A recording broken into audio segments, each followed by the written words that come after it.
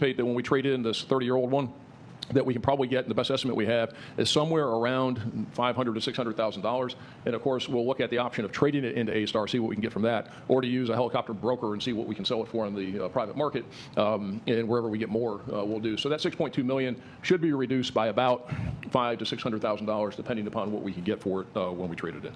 So that's the situation with the helicopters, the $737,000 for the inspections, and the new one to replace the 30-year-old one.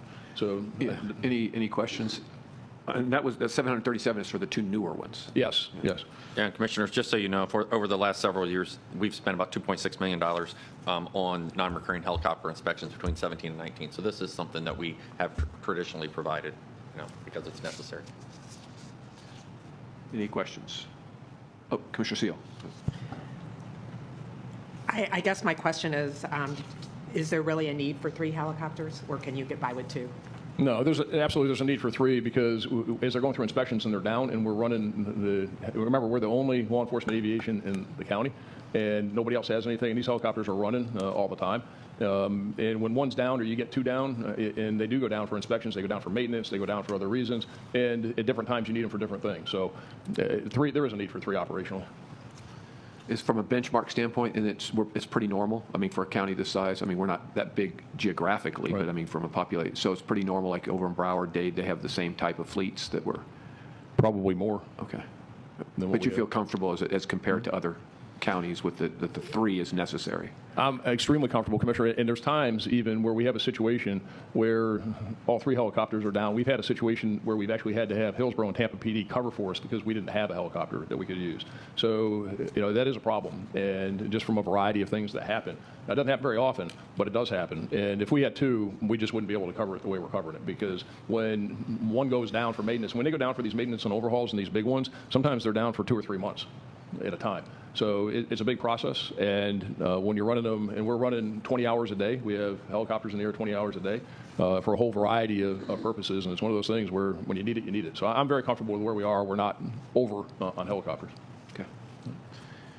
Any other questions on the helicopters? Okay, go ahead. Sure.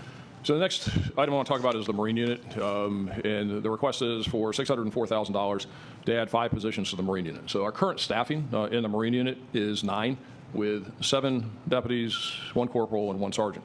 The day shift for Marine unit deputies is from 10 o'clock in the morning till 6 o'clock at night, and that is 3 deputies and a corporal. The evening shift is from 1 o'clock till 11 o'clock, and there's 2 deputies assigned to that. We also have, as part of the Marine unit, we also have deputies that cover the environmental lands, which is Brooker Creek, Shell Key, all those environmental lands within the county.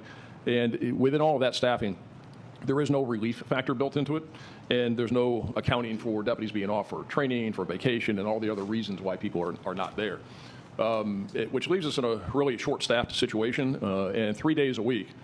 There is no evening shift boat in the water at all, which means after 6 o'clock p.m. anywhere in Pinellas County, whether it's in the Intercoastal Waterway, whether it's in the Gulf of Mexico, whether it's in Tampa Bay, or whether it's in the 2 big freshwater lakes of Lake Tarpon or Lake Seminole, there is no marine coverage at all. Many days, we have 2 or 3 boats to cover all of those areas, to cover all of the Gulf, all of the Intercoastal Waterway, all of Tampa Bay, and the lakes.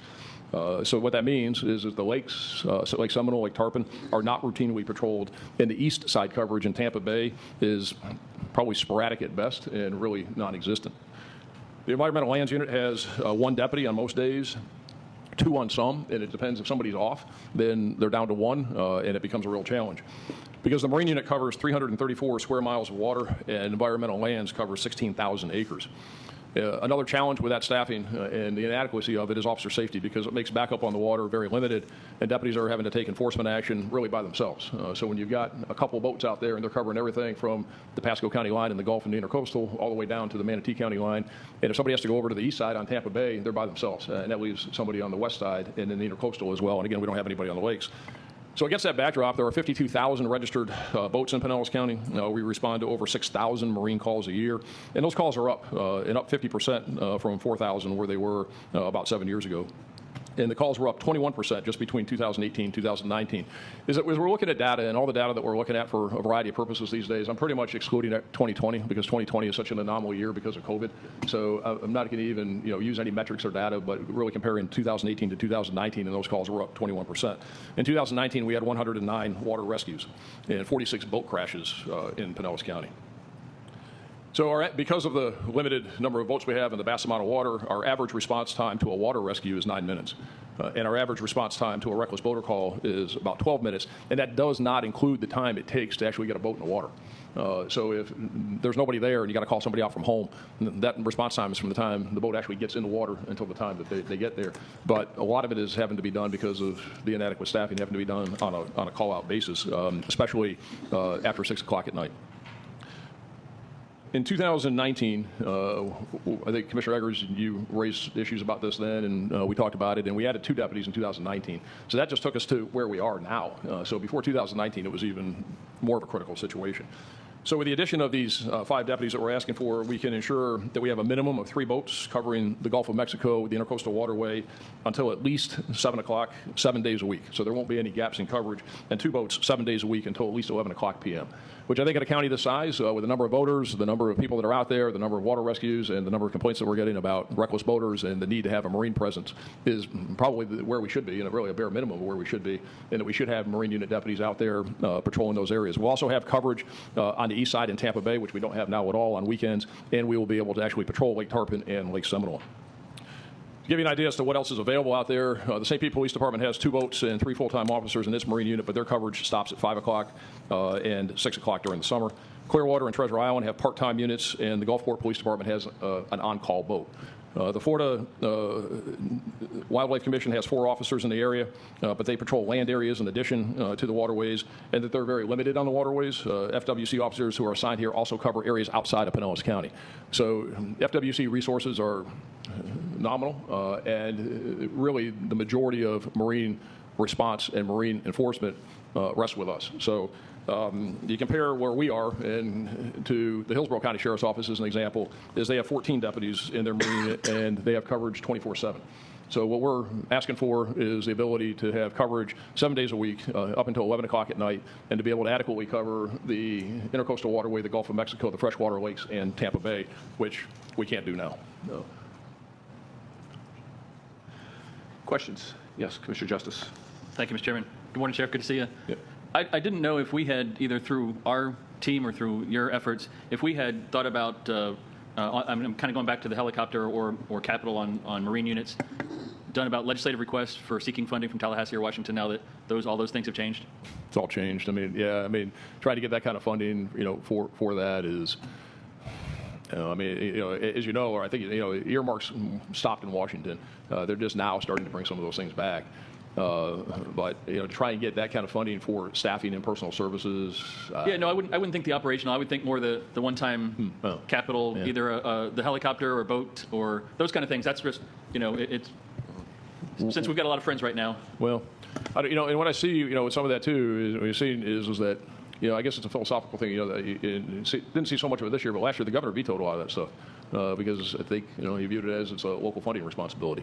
But these are, I would say, every one of these are needs, somewhat critical in some aspects, and trying to go through that process, as you know well, can be a challenge. I don't know that we would benefit from that.